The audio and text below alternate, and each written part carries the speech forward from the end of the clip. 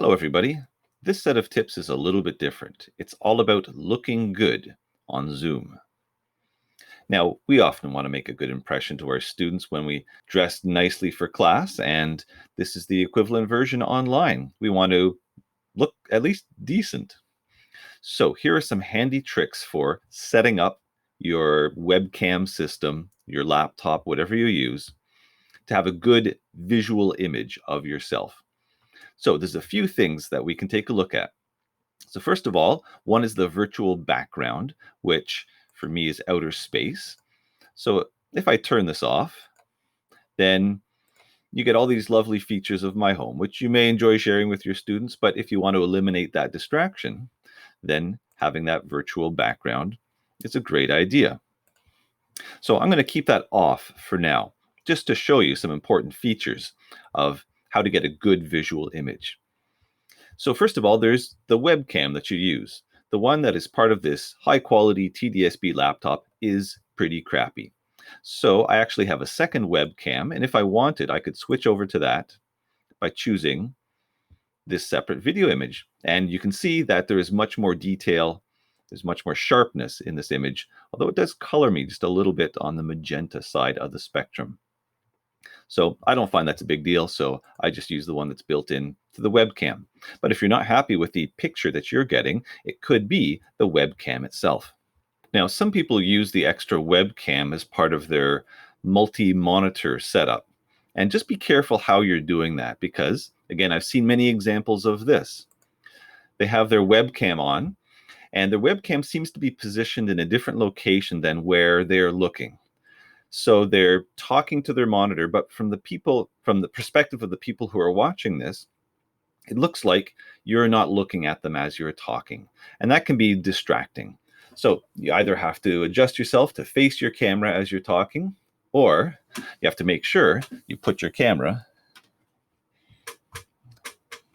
where you will spend time looking. Let's talk about an important part of your setup, which is physically orienting your camera. So I've seen lots of people join in Zoom meetings where their image is kind of like this. So please take some time to adjust the angle of your camera. And normally for a portrait view, using some photography language here, you want to have your shoulders visible, your head mostly visible. If you had a tighter view with your head slightly cut off, that's okay as well, just depending on how close you want to get to your camera. Now, I have my laptop spaced just a little over 2 feet away from me. And that provides me with this fuller view, so you can see my shoulders. And it prevents the fish lens effect of being too close to your webcam. So if you have your webcam up much closer, then you start to get that sort of bulging nose perspective from the wide angle lens that's in the camera. So if you're able to position your laptop a greater distance away from you, then you get a much better proportioned view of yourself where you don't have these strange lens effects happening. I really enjoy using a detached keyboard connected to my laptop. So that way I have a good space and a comfortable position for my keyboard. So having a good angle and a good distance to your camera can be really helpful in putting together a good image of yourself. Now, let's talk about lighting. I've seen some horrific examples of lighting, and some of the worst are when you have a strong light source behind you. Now, right now I have these blinds closed, but I've seen plenty of people sitting in front of an open window, and that's the worst situation to have when you're trying to get a good image of yourself. And here you can see why. When we have that bright light source behind the person who's trying to talk, you often get a dark silhouette. This is not nearly as bad. I can make it worse by having less overhead light. And so I've seen many examples of situations like this where the person is trying to talk and it is really difficult to see them. It's not much better if the light source happens to be beside them or even off to their right or left-hand side. You still get a lot of this glare effect. So it helps if you can eliminate light sources that are behind you or even at your sides.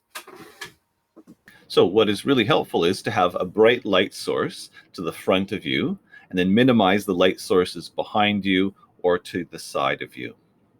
Now, there's one other feature of Zoom that can help out your appearance. So let's point this out. On your controls, take a look at the Stop Video button, the up arrow, select that, and then choose Video Settings. So when you do, select Video from amongst the settings. That's usually already selected for you. And there's an option here under My Video called Touch Up My Appearance.